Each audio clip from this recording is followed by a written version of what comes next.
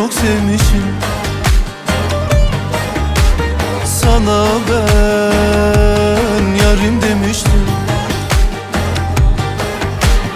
Sen beni yaraladın ya,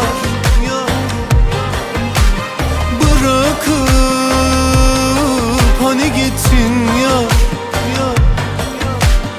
Aşkını kalbime gömdüm,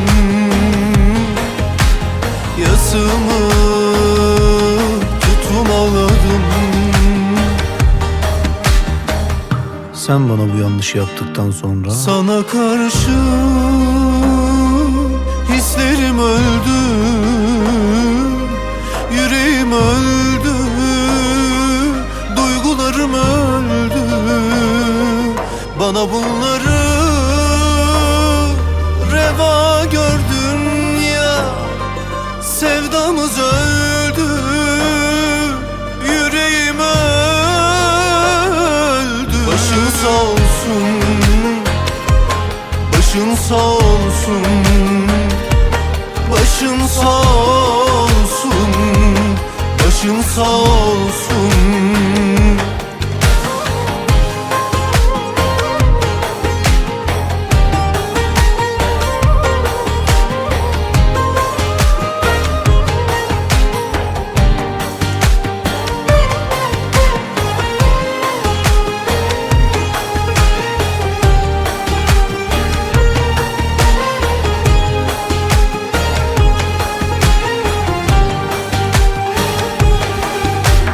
Oysa ki ne çok sevmişim.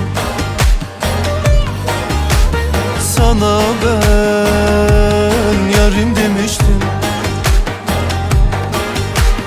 Sen beni yaraladın ya, bırakıp hani gittin ya. Aşkını kalbime gömdüm, yasımı tutum ağladım.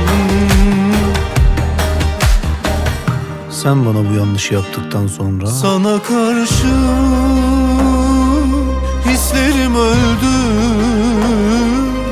yüreğim öldü, duygularım öldü.